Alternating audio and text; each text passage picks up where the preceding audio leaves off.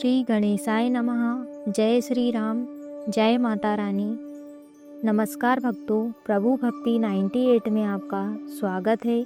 आज हम सुनेंगे विजयादशमी अर्थात दशहरा व्रत की पावन कथा, जिसे सुनने मात्र से मनुष्य के जीवन में सत्य, धर्म और सदाचार की भावना जागृत होती है।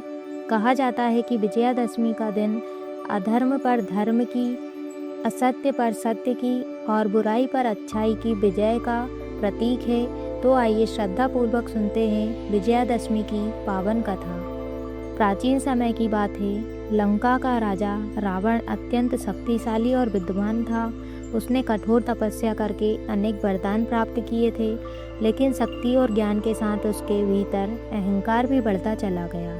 रावण अपने बल और सामर्थ्य के कारण स्वयं को सबसे बड़ा समझने लगा। वह ऋषियों, देवताओं और साधु संतों को परेशान करने लगा और पृथ्वी पर अधर्म बढ़ने लगा।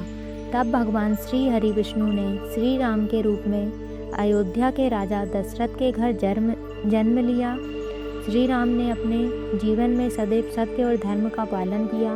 पिता के वचन को निभाने के लिए उन्होंने 14 वर्ष का वनवास स्वीकार किया।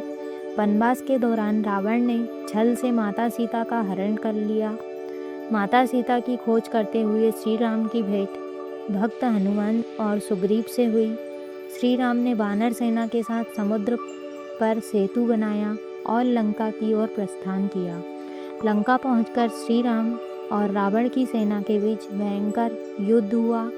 कई दिनों तक युद्ध चलता रहा। रावण अत्यंत शक्तिशाली था, लेकिन भगवान श्री राम धर्म और सत्य के पक्ष में थे।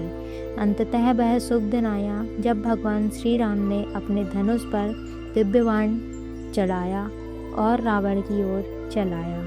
श्री राम का बाण रावण की नाभि में लगा और रावण धरती पर गिर पड़ा। चारों ओर जय श्री राम के जयकारे गूंज उठे।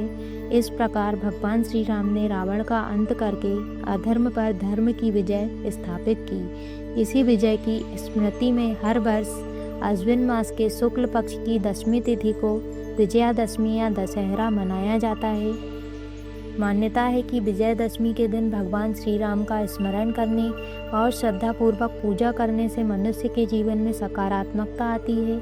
इस दिन हमें अपने भीतर के क्रोध, अहंकार, लोभ, मोह और बुरे विचारों को त्यागने का संकल्प लेना चाहिए, क्योंकि वास्तविक रावण केवल बाहर नहीं बल्कि हमारे भीतर छुपे हुए अहंकार और बुराइयों का प्रतीक भी है।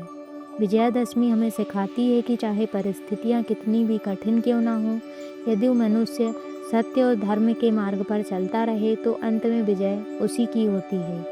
पूजा के समय प्रार्थना, हे श्री राम, हमारे जीवन के सभी बुरे विचारों को दूर करें, हमारे मन में सत्य, प्रेम, दया और धर्म की भावना उत्पन्न करें, हमारे परिवार पर अपनी कृपा बनाए रखें और सभी संकटों से हमारी रक्षा करें।